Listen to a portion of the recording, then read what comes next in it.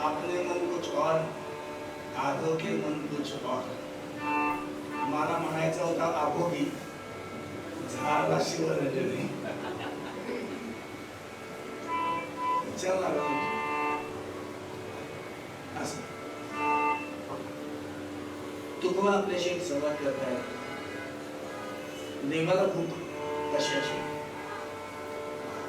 ज्या गोष्टीसाठी देव भुकेलेला आहे त्याचं नाव आहे भाव.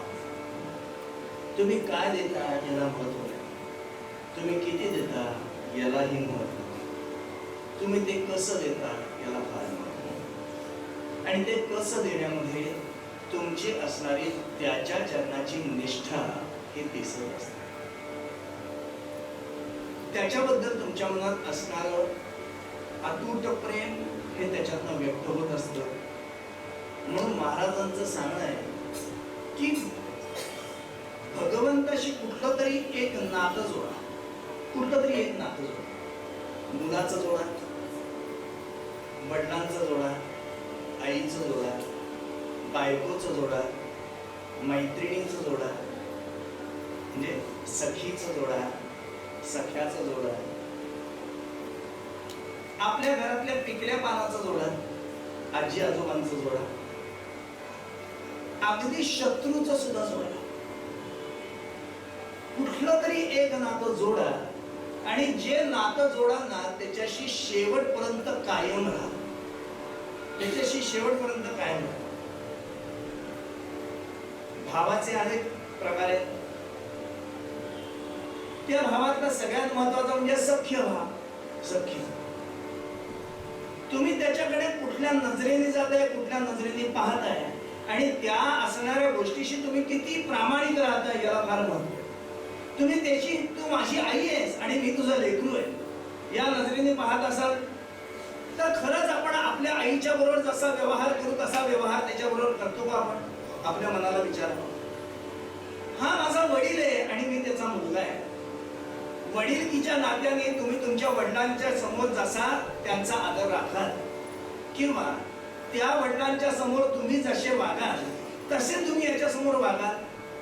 म्हटलं अवघड आहे. मित्राच्या नात्याने राहतो, मित्राच्या नात्याने राहत असाल तर व्यक्ती इतर नात्यांच्या समोर आपलं मन जितकं मोकळं करत नाही तितकं तो मित्रत्वामध्ये म्हटलं मोकळं करतो. जितकं तो मित्रत्वात मोकळं करतो तसं तुम्ही तुमचं मन याच्या समोर सगळं मोकळं करता का? सगळं करता? माझं असं होत नाही. हा मी त्याला चालेल तेवढंच सांगतो आणि जे सांगणं अयोग्य आहे असं मला वाटतं ते मात्र मी माझ्या खिशातच ठेवतो. ते माझ्या खिशात. परिणाम जे नातं जोडाल त्या नात्याशी प्रामाणिक राहा. त्या नात्याशी याच्यासाठी तुम्ही अर्जुनाला डोळ्यासमोर ठेवा, याच्यासाठी तुम्ही शबरीला डोळ्यासमोर ठेवा, याच्यासाठी तुम्ही सुदाम्याला डोळ्यासमोर ठेवा. तुकोबांनी या अभंगामध्ये या दोघांची उदाहरणं दिली. सुदाम्याचं दिलंय आणि त्याच्याबरोबर आमच्या शबरीचे अत्यंत विसंगत असणारी या दोघांची चरित्र अत्यंत विसंगत. दोघांच्या पार्श्वभूम्या अत्यंत भिन्न आहेत. दोघांच्या स्थिती अत्यंत भिन्न स्वरूपात. दोघांचं वातावरण भिन्न आहे. दोघांचा काळ भिन्न आहे. दोघांनी ज्याला अडवलेलं आहे ते दोघंही भिन्न आहेत. म्हणजे शबरी ही जंगलात राहणारी आहे, वनवासात राहणारी आहे. सुदामा गृहस्थाश्रमी आहे, तो माणसांमध्ये राहणार. शबरी जंगलामध्ये असणाऱ्या पालापाचोळ्यांवरती आणि कंदमुळांवरती जगतीये. हा गृहस्थाश्रमी आहे, लोकांच्या भरोशावरती जगते. ती निसर्गदत्त असणाऱ्याच गोष्टींवरती जगतीये. हा कृत्रिम असणाऱ्या गोष्टींवरती जगतीये. ती ज्याला अडवती आहे म्हटलं तो राम आहे. हा ज्याला अडवतो आहे तो कृष्ण आहे. राम हा तिच्यासाठी देव आहे. कृष्ण हा याच्यासाठी मित्र आहे, याच्यासाठी तो मित्र आहे. दोघांच्या स्थिती अत्यंत भिन्न आहेत, अत्यंत भिन्न. तिला भेटण्यासाठी प्रभू रामचंद्र तिच्यासारखेच जातात, तिच्यासारखेच जातात. म्हणजे ती वल्कल नेसून आहे ना, रामही वल्कल नेसूनच जातात. वास्तविक पाहता तिच्यासाठी प्रभू रामचंद्रांनी वल्कल नेसायची गरज नव्हती, पण राम तिच्यासाठी वल्कल नेसतात. गोपाल कृष्ण वल्कल वगैरे भानगड नाही, तो 16,108 बायकांना घेऊन जातो, सगळ्या स्त्रियांना घेऊन जातो ना, आपला अख्खा ऐश्वर्य घेऊन जातो समोर. तीही गरीब आहे, हाही गरीबच आहे, दोघेही गरीबच आहेत.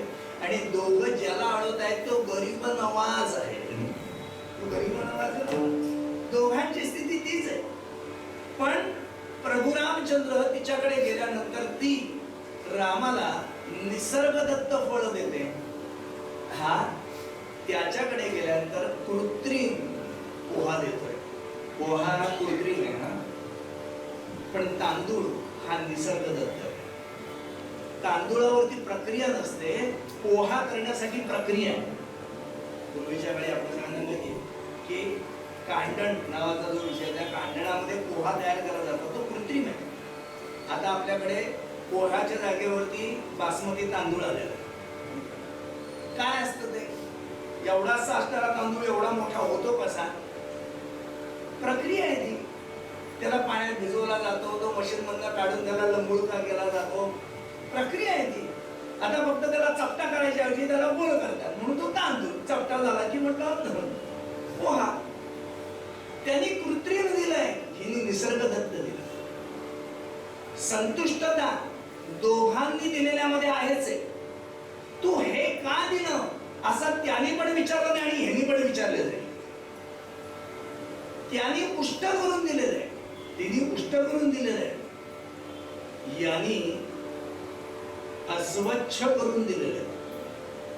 अस्वच्छ केले ना, त्यांनी लपवले, आपल्या काखेमध्ये लपवले, त्यामुळे ते अस्वच्छ झाले. तो घामतय, त्याच्या अंगाचं घामतय, ते घामत त्या फडक्याला लागलाय, त्याचा वास लागलाय. ते पोहे म्हटलं सुंदर सुवासिक असतील का? ते अस्वच्छ झाले नाही, त्यांनी अस्वच्छ दिले. त्यांनी अर्धवट चाखलेली फळं दिली, म्हणजे ती सुद्धा अशुद्धच आहे. पण तरी सुद्धा तिच्याही फळाने भगवंत संतुष्ट होतो, याच्याही पोह्याने तो संतुष्टच होतो. भगवंत तिला साकेत धामाची प्राप्ती देतो, याला भुक्ती देतो, भुक्ती धामाची प्राप्ती देतो. त्यामुळे तुम्ही त्याला काय देता याला महत्वच नाही. तुम्ही काय देता, तुम्ही कसं देता याला फार महत्व. कसं देता, आणि ते कसं देण्यामध्ये माणसाचा कस लागतो, त्यालाच तुकोबारांनी भाव असा शब्द केला आहे. म्हणजे भावाचा भुकेला, भावाचा भुकेला, देवाला भावाची भूक. दुर्दैवाने माझ्याकडे भावाचाच अभाव आहे. याचा अर्थ भाव नाहीये का माझ्याकडे? भाव आहे ना, भाव आहे. भाव आहे म्हणून तर आपण सगळेजण इथे येतो. आपल्याकडे भाव आहे म्हणून तर मी त्याच्या समोर जाऊन त्याला हात जोडतोय. भाव आहे म्हणून तर माझे व्यवहार चालले. सृष्टीचा सगळा व्यवहारच भावावरती चाललाय, भावावरती सगळा. शेवटी काय? भावनांचा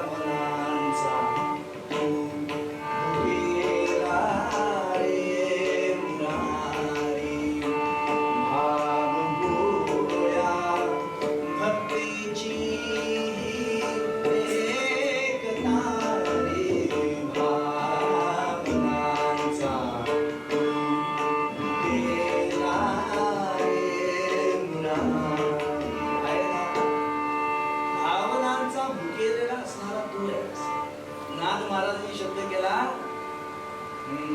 भाव तुझी देव, भाव तुझी देव, भाव तुझी देव, ये अर्थी संदेह धरू नका,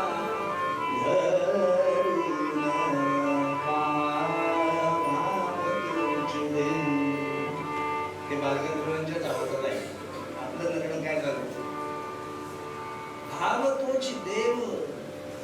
भगवंताला जर प्राप्त करून घ्यायचं असेल ना तर शास्त्रात शब्द केलाय, त्याला जर वश करायचं असेल, मिळवायचं असेल, आपल्या ताब्यात घ्यायचं असेल तर पहिला शब्द केलाय भावेन देवम, असाच शब्द केला. देवाला जर प्राप्त करायचं असेल, मिळवायचं असेल, त्याच्यावरती स्वतःची सत्ता गाजवायची असेल तर काय करा, भावेन देवम.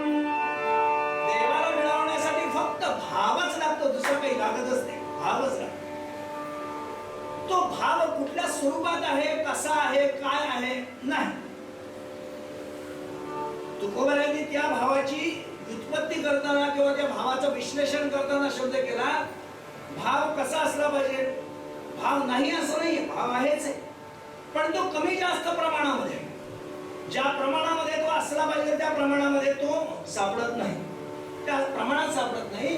म्हणून तुकोबाने शब्द करताना पहिलाच शब्द केला निष्ठावंत भाव भक्तांचा स्वरूप. निष्ठावंत भाव भक्तांचा स्वरूप. निर्धार हे मन चुकोने दी. निर्धार हे मन चुकोने दी. चुकोने दी.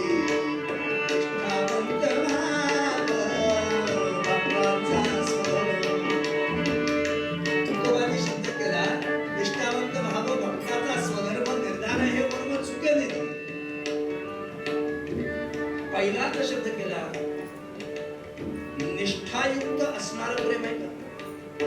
निष्ठायुक्त भाव आहे ना, भाव नाही असं कसं, भाव आहे. काय झालं त्या आजकाल सगळीकडे पोपचं चाललेलं आहे, त्या पोपकडे लोक म्हणजे ख्रिश्चन लोकांचा धर्मगुरू पोप त्याच्याकडे गेली. त्या अमेरिकेत म्हणे पाऊस पडत नव्हता. उदाहरण आहे ना, खरं नाही. आता तिकडचं उदाहरण दिलं की लोकांना खरं वाटतं म्हणून तिथलं खरं वाटत. त्या पोपकडे लोक गेले, म्हटले आप हमारे गॉड हो, तुम्ही म्हणे भगवंताला सांगा पाऊस पडायला, तुमचा तो ऐकतो म्हणे. पोप म्हटला चालेल, उद्या दुपारी 12 वाजता तेव्हा सांगतो म्हणे पाऊस पडायला.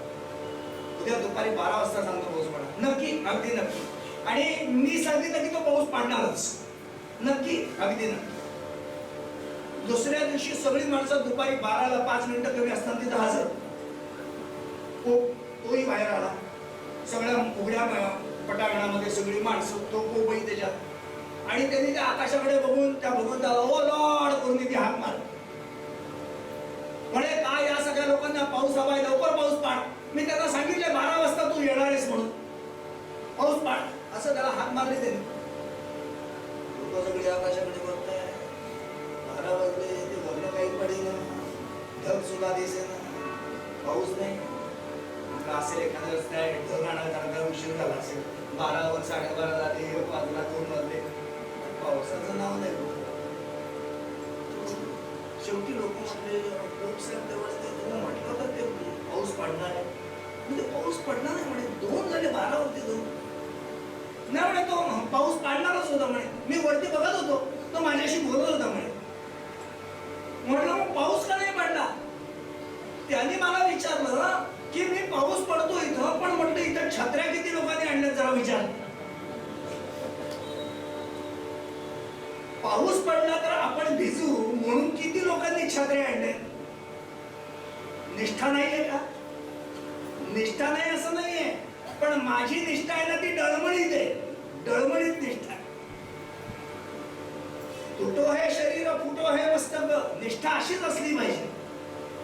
देह जाओ अथवा राहो, निष्ठा अशीच असली पाहिजे. तार अथवा मार, निष्ठा अशीच असली पाहिजे. माझी निष्ठा मात्र तशी नसते.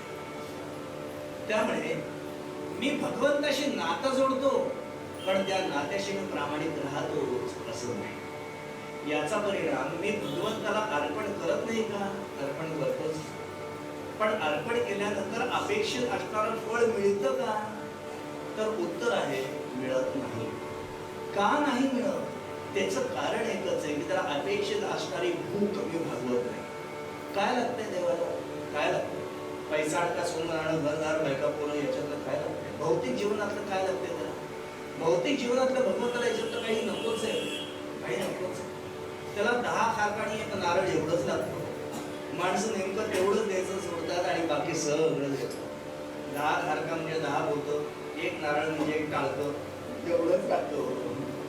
माणसं एवढं सोडून बाकी सगळं देतात, बाकी सगळं देतात. म्हणजे दिलेल्याची वाच्यता गेलीत ना की दिलेल्यातलं पुण्य गेलं असं म्हणतात ना आमच्याकडे. दिलेल्याची वाच्यता केली तर संपलं सगळं. माणसं देवाला देतात, नमस्कार देतात, डोकंही देतात, पण उद्या जर ते फळाला आलं नाही ना तर त्याच्या नावाने खडे पण फोडतात. त्याच्या नावाने खडे पण फोडतात. आमच्या गणपती बाप्पाला दगडूशेठला लोक दर्शनाला यायची. एक माणूस दररोज दर्शनाला यायचा. आता बालाजी लोक पाठ झालेली, दररोजची त्यांच्या वेळाची लोक सगळी पाठ झालेली. तो 2-4 महिने झाले एक माणूस आलाच नाही दर्शनाला. तो एक दिवस मला रस्त्यात भेटला. म्हटलं काय? म्हटलं आजकाल दर्शनाला येत नाही. म्हटलं देवाला बघवत नाही. म्हटलं मी दर्शनाला आलेलो. बघवत नाही तू दर्शनाला आलेलो? म्हटलं त्यांनी काय म्हटलं असं बोल हे केलं तुम्ही? नाही म्हटलं 3 वेळा माझ्या चपला गेल्या म्हटलं. त्याचा क्रायटेरिया काय? 3 वेळा माझ्या चपला गेल्या म्हणे. म्हटलं म्हणजे तू देवळामध्ये जे येतोस तुझ्या चपला सांभाळायला त्यांनी बाहेर जायचं का? माझी अवस्था कशी आहे? मी तिथं जातो पण तिथं गेल्यानंतर असे त्याला आवडली असेल चप्पल तो घेऊन गेला असेल. काय एवढं त्याच्यामध्ये विशेष? बुवा तुमचं जातंय काय? 1500 रुपयाचा जोडा घेतला होता परवा. अवघड असतं ना. आमच्याकडे त्या शिवकुमार शर्मांचं संत होतं. शिवकुमार संत हे रामनवमीच्या काळात उत्सवांमध्ये ते कार्यक्रम असतात तेव्हा शिवकुमारांचं संतूर होतं. आम्ही आतमध्येच होतो तिथं आरती करायला. आणि त्या आतमध्ये आले बिचाऱ्या, त्यांनी आरती केली. त्यांचा बाहेर चांगला जोडा होता आणि बिचाऱ्यांचा जोडा गेला गेला. अर्थात आमच्या ट्रस्टींनी लगेच ते स्टेजवरती जायच्या आत दुसरा जोडा त्यांच्यासमोर आणून ठेवतो. म्हणजे रात्री 12 वाजता दुकान उघडलं एवढ्यासाठी केलं त्याचं. पण ते असं नाही म्हणणं आता जोपर्यंत जोडा मिळत नाही तोपर्यंत मी स्टेजवरती जाणार नाही. भगवंताची इच्छा, उसे मेरा जोडा पसंद आ गया असं ते म्हणणे. आणि ते स्टेजवरती बिना चप्पलचे निघून गेले. ते असं म्हणत नाही बसले. माझं मात्र असं होत नाही. मी जे करतो ना त्याच्या विरुद्धात जर काही घडलं तर त्याच्यामध्ये लगेच टिमटी करून मोकळा होतो. म्हणून निष्ठा नाही असं नाही, निष्ठा आहे, पण मला झेपेल एवढीच निष्ठा आहे. त्याला अपेक्षित आहे तेवढी निष्ठा कुठे नाही, तेवढी कुठे निष्ठा आहे. म्हणून तुकोबारायांनी शब्द करत असताना तुम्ही काय देता तुकोबारांनी विचार केला नाही. तुम्ही कसं देता एवढा विचार केला. म्हणून गोपालकृष्णांनी शब्द करताना मुद्दाम केला, पत्रम पुष्पम फलम भव्यम. किती देता? आमच्या मी नाशिकला गेलो होतो कीर्तनाला आणि आमचे गुरुजी म्हणते आज बुवा सोमवती अमावस्या आपण जाऊ महादेवांच्या दर्शनाला. म्हटलं चला भाग्य आमचं. आता ते तिथले गुरुजी त्यामुळे आम्हाला डायरेक्ट आत प्रवेश. चला आम्ही गेलो. तुम्हाला सांगतो त्या पायऱ्यांवरती सगळे दूध विकायला बसलेले, दुधाचे पिशवे घेऊन. त्या दिवशी महादेवांच्या डोक्यावरती 11,000 लिटर दूध चढलं. 11,000 लिटर दूध महादेवांच्या डोक्यावर. एकाला सुद्धा असं वाटलं नाही की त्या महादेवांना थंडी वाजेल. एवढं दूध होतं तर त्याला थंडी वाजेल, त्याला कुडकुडी येईल. त्या बर्फामध्ये ठेवलेल्या पाण्याच्या ह्याच्या पिशव्या, दुधाच्या पिशव्या, ते गार धुवून दूध त्याच्या डोक्यावर होतं तर त्याला काय होतं? मला एक पंख्याचं वारं डोक्यावरती बसलं तर माझं डोकं चढतं. त्याचं काय होत असेल ना, मी विचारच नाही केला. 11,000 लिटर दूध त्याच्या डोक्यावर. बरं एवढं दूध चढल्यानंतर ते दूध म्हटलं प्रसाद म्हणून घेता येतं का? महादेवांना दिलेली गोष्ट प्रसाद म्हणून रिटर्न घेता येत नाही. त्याच्यावरती अधिकार फक्त गुरुवांचा. आता गुरुवांनी प्रसाद म्हणून दिला तर ते तुम्हाला मिळतं. अन्यथा त्याच्यावरती तुम्ही अधिकार सांगायचाच नाही. ते त्याला दिलं की त्याचंच. त्यामुळे ते सगळं दूध म्हटलं महादेवांचं घाललेलं. लोक सुद्धा शहाणी हो, शहाणी. ते देवाला दुधाची पिशवी देताना ना ती बाहेरच त्याशी दाता धरून फोडायची आणि मग ती आतमध्ये द्यायची. मी त्याला म्हटलं अरे गधड्या, हे अशी पिशवी देतोस आतमध्ये, ती उष्टी नाही का होत म्हटलं. म्हणजे असं दातात तोडल्यानंतर ते उष्ट नाही का होत. त्याचं उत्तर काय म्हटलं म्हणजे म्हटलं ती पिशवी तशीच्या तशी आत गेली ना तो गुरुवाच्या घरी जाते. म्हणून म्हटलं मी तोडून. अरे पण म्हटलं तू उष्ट देतोस ना, त्याचं काय त्याला हे शिवतच नाही त्याच्या मनाला की आपण देवाला हे देतो ते उष्ट देतो, शिवतच नाही. बरं ते घातलेलं सगळं दूध ना म्हटलं नंतर कोणाला प्रसाद नाही, खाली गोदेला जातो. ते ज्या रस्त्याने गोदेला जातं ना, म्हणजे गोदावरीला जे जातं ते इतका रस्ता घाणेरडा आहे की त्याला कुत्रं सुद्धा तोंड लावत नाही. म्हणजे धड ना तुला धड ना मला घाल, ते कुत्रं सुद्धा तोंड लावत नाही. त्या पाण्यातले मासे ते सुद्धा पळून जातात, त्या दुधामुळे मरू आम्ही म्हणून तेही पळून जातात. अशी अवस्था.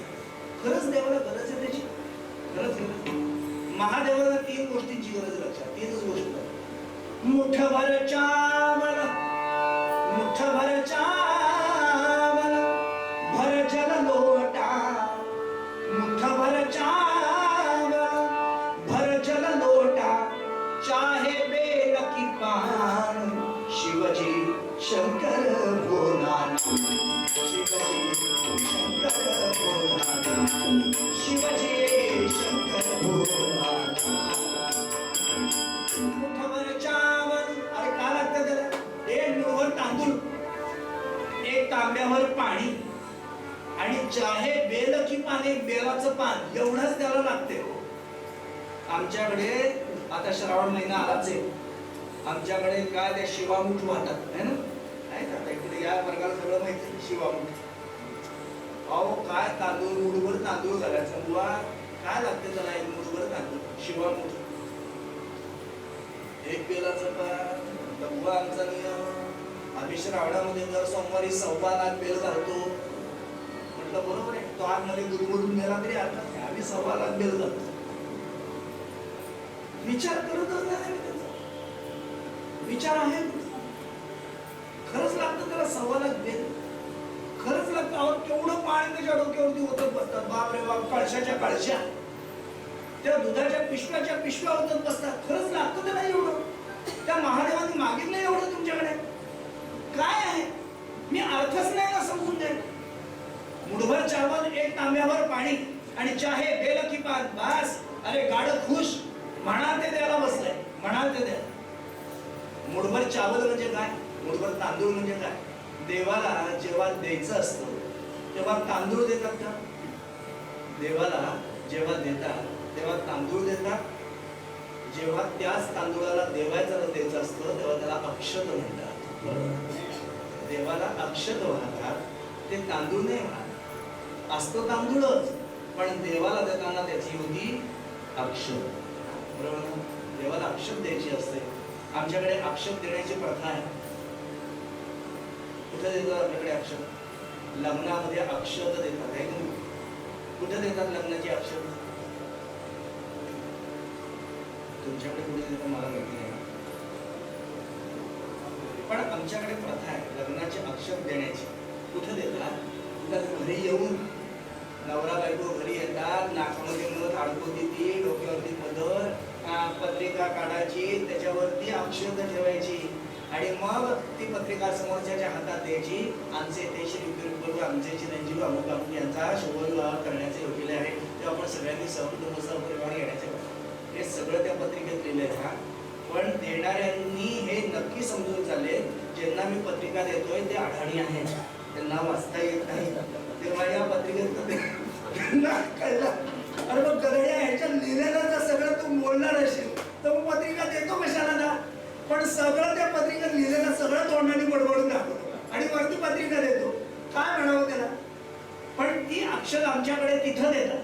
तिथं लक्षात ठेवा, ती गंमत म्हणून अक्षर दिलेली नसते. घरच्यांनी ती अक्षत सांभाळून ठेवायची असते आणि लग्नाला जाताना तीच अक्षत घेऊन जायची असते. तुम्ही आणायला विसरलेले आहात हे मी गृहीतच धरलेलं आहे, म्हणून मला कार्यालयामध्ये वाटावी लागते. पण वास्तवामध्ये तुम्ही ती अक्षत लग्नाला जाताना घेऊन जायची असते, ती सांभाळून ठेवायची असते. तिथं गेल्यानंतर दुसऱ्याच्या टाळक्यात मारण्यासाठी वापरायची नसते.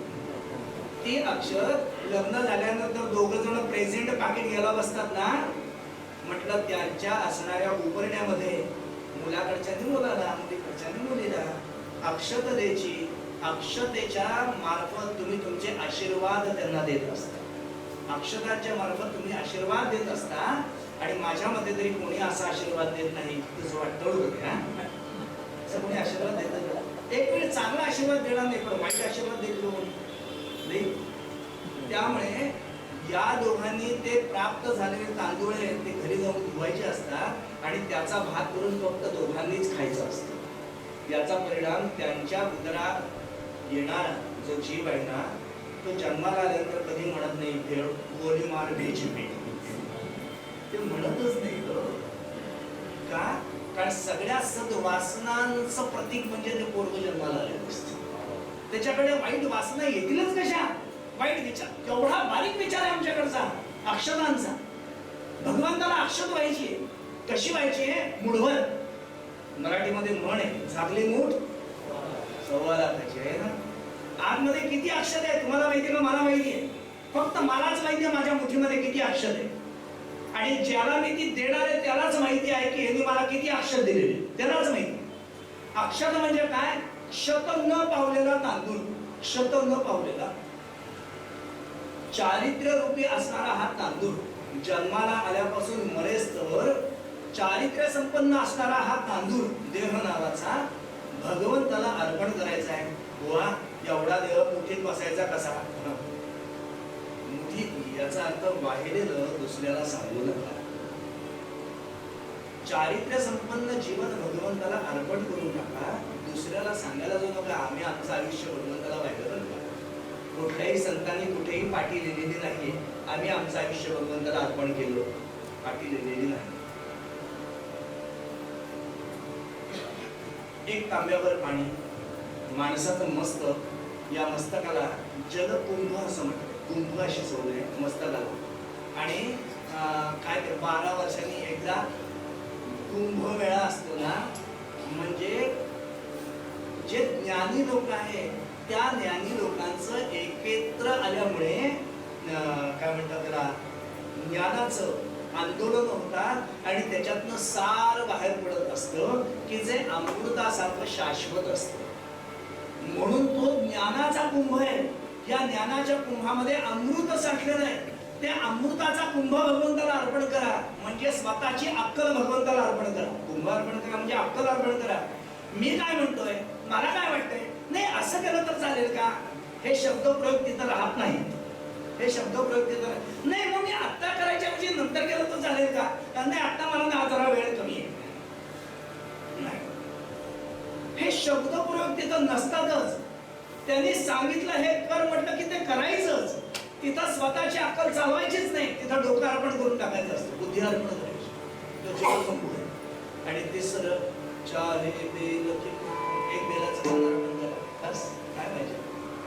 सत्व रज तमाचं पान अहंकार नावाच्या देठावरती उभं आहे.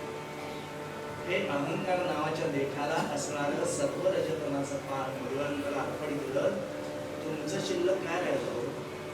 सगळं गेलं तिथंच. याचा परिणाम तुम्ही म्हणाल तो द्यायला बसलाय. दुर्दैवाने हे करायला कोणी तयारच नाही. लौकी घातले. आता यांच्याकडे बेलाचं झाड मी आज पाहिलं, असं सगळं डोंगरलंय हो. मागच्या वेळेला श्रावणात पाहिलं तर सगळं फुटलेलं होतं. म्हटलं बेल गेला कुठं? येणारे सगळे बेलावरतीच बसलेले असतात. त्याला अपेक्षित असणारा मी बेल देतो का? त्याला अपेक्षित असणारा जलकुंभ देतो? त्याला अपेक्षित असणारं पाणी मी देतो? परिणाम माझा भाव नाही असं नाही. पण तो भाव ठेवताना सुद्धा मी गुरुजींना आल्यानंतर सांगतो, गुरुजी मला 10:30ची नोकरी आहे. तेव्हा 9:30 वाजले. पाऊण तासामध्ये तुम्ही लघुरुद्र संपवा. ते जर म्हटले की मला 1.25 तास लागतोय, तर हा म्हणतो तुम्ही करत बसा, मला नोकरी आहे. त्याच्यामध्ये 10 वेळा फोन उचलतो कोणाचे आले तर. मी हा विचार करतो, माझा भाव नाहीये का? भाव आहे, पण ज्या भावाला निष्ठा म्हणाल ना, तर ती जरा कमी आहे, ती निष्ठा कमी आहे. याचा परिणाम मला वाटतं मी देवाला अपेक्षित आहे ते देतो, पण खऱ्या अर्थाने ते देत नाही, म्हणून देवाचं पोट भरत नाही. पण जे भगवंताला अपेक्षित आहे ते देतात, बरोबरीच भगवंत त्यांना तर तृप्त करतोच, पण त्यांच्याबरोबर त्यांच्याशी निगडीत असणाऱ्यांनाही तृप्त करतो. एवढी अवस्था महाराजांनी दिली, म्हणून आज 750 वर्षानंतर सुद्धा भगवंताला केलेली प्रार्थना तो पाळतो. जी खळांची व्यंकटी सांडो तया सत्कर विरती वाढो, आणि भूता परस्परे जडो मैत्र जीवांचे. केलेली प्रार्थना आहे हो. तृप्ततेने आशीर्वाद दिला पांडुरंगाने. याचा परिणाम 750 वर्षानंतर सुद्धा ज्ञानराज माऊलीची प्रार्थना पांडुरंग पाळतोय. पण आत्मसात करण्यासाठी मी सक्षम पाहिजे ना, मी सक्षम पाहिजे. दुर्दैवाने मी सक्षम नसल्यामुळे त्याचं पोट भरतंय का नाही भरत याच्याकडे बघतच नाही. पण संतांनी त्याचं पोट भरलंय, त्याच्या जीवावरती मी आजचे दिवस पाहतोय, मी पाहतोय. तेव्हा ते दिवस पुढच्याही पिढीला जर पाहावेत असं वाटत असेल, तर आपण त्याचं पोट भरण्याचा प्रयत्न करू. आणि महाराज तशी बुद्धी आपल्याला देव, अशी प्रार्थना करून ह्या विषयाला इथे विश्रांती देऊ. पुन्हा जेव्हा कधी भेटू तेव्हा तुझ्याविषयी बोलू. आत्ताशी कुठे त्याची सुरुवात झालेली आहे. भाव म्हणजे काय, भावाच्या छटा काय आहेत, अष्टांग भाव काय आहेत वगैरे वगैरे, अजून बराच क्लिष्ट विषय आहे सगळा. पण जो पुन्हा जेव्हा भेटू तेव्हा बोलू. तोपर्यंत देव भावाचा भुकेला, देव